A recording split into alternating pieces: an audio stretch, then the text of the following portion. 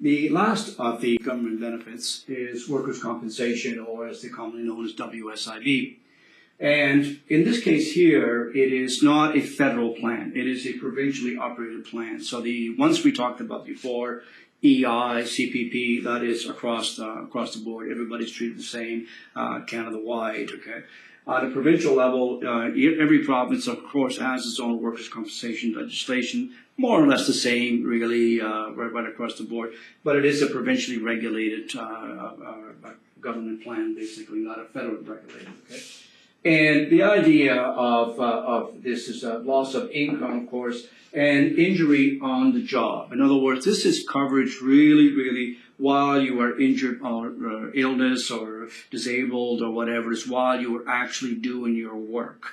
So this is basically an injury on the job only. So it really only covers you during the time you're working, so 8 hours, whatever the period of time that you're actually on the job. So this is not going to cover you on your way home, or on your way back to work, or on your holidays. In other words, basically this is not 24-hour, 7-day-a-week coverage, whereas EI is, your CPP is, your short-term disability, your long-term disability. All these plans here are 24/7 coverage, okay? Workers' comp is very narrowly focused, and it's focused basically on your working hours only. So on the exam, you're always going to get some kind of a question basically saying, Mr. Smith had an accident at home, let's say, which one of these will pay? Or not pay. Well, workers' comp will not pay, but the other ones will in fact pay. So this is injury really on the job. The employer pays 100% of the premium. So this is not employer-employee sponsored. This is totally 100% non-contribution. So the 100% of the premium will be paid by your employer. So for you, there's no cost to you whatsoever. You're simply covered by the employer's premium. The waiting period for workers' compensation is 1 day. Once again, there's no choice here. The 30 days, 60 days, whatever. It is basically a 1 day waiting period. The benefit period is indefinite. And I say that because it is quite possible that if your injury on the job is severe enough that you could be on a pension, let's say, until the day you die. Okay, because it was caused by your injury on the job. So this is not at age 65 it falls off like the other plans do.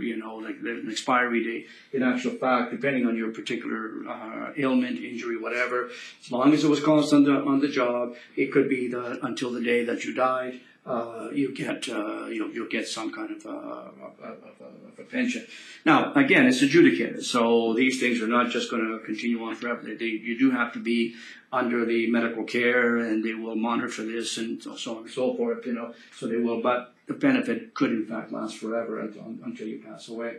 There is no spousal or children benefit here. So this is strictly a benefit for you only. So this is not something that your spouse will get something if you become disabled, or the kids, like we did with CPP, for example, 18 to 25, that kind of stuff there. None of that. Okay, so there's no spousal, there's no children benefits whatsoever. This is strictly a benefit for you only, and that's it. There's also a death benefit and a weekly benefit, of course, if you died, or that weekly benefit, whatever that happens to be. But once again, it's adjudicated. Okay, so generally speaking, on the weekly benefit, they try to pay out basically 90% of your net income. Okay, so the 90% is the usual, 80 to 90% usually of your net income. So the idea is essentially to cover you for whatever you were taking home. In other words, your net pay that you were taking home will cover at least 90% of your take-home pay. But again, it's all adjudicated. All depends on who the case manager is and how they treat this particular situation. They will pay you, but generally speaking, let's say 90% of your take-home pay, and of course the death benefit. Once again, it's adjudicated. It could be 1 year's income. It could be 2 years' income. All of that is subject to the case worker basically deciding what is best to pay out and everything.